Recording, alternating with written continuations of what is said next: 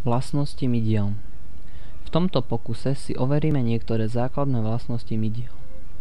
Do skúmavky obsahujúcej mydlový roztok pridáme etanolový roztok fenoftalénu. Vidíme vznik fialového sfarbenia. Toto dokazuje zásaditý charakter mydla. Do skúmavky obsahujúcej vápenaté katióny pridáme roztok mydla. Sledujeme vznik bielej zrazeniny.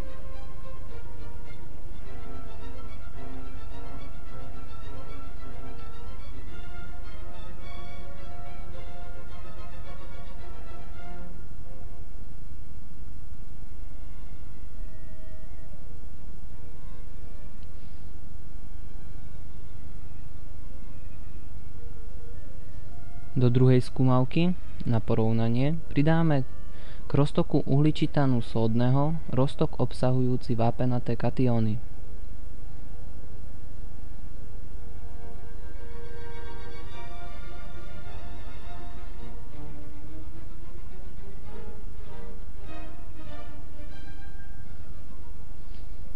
Do tretej skúmavky pridáme k roztoku obsahujúcemu horečnaté katióny roztok mydla. Opäť sledujeme vznik bielej zrazeniny.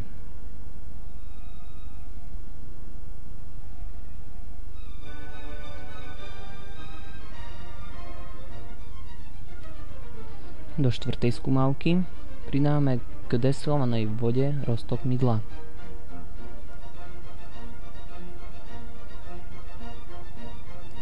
Po pretrepaní sledujeme vznik peny.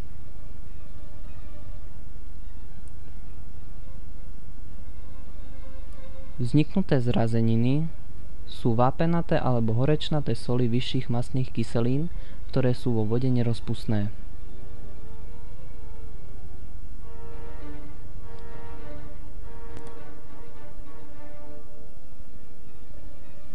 K mydlovému roztoku pridáme kyselinu sírovú.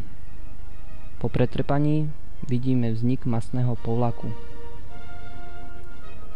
Povlak obsahuje vyššie mastné kyseliny, ktoré boli vytlačené z mydla.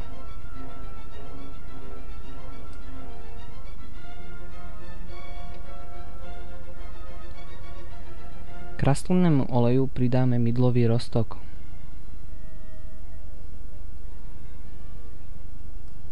Po pretrepaní nám vzniká rovnorodá zmes.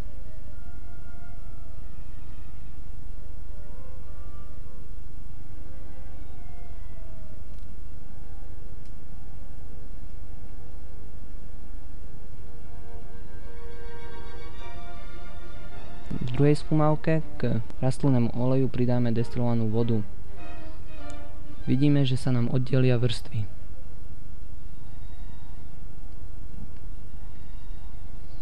Tento pokus poukazuje na emulgačný účinok mydiel.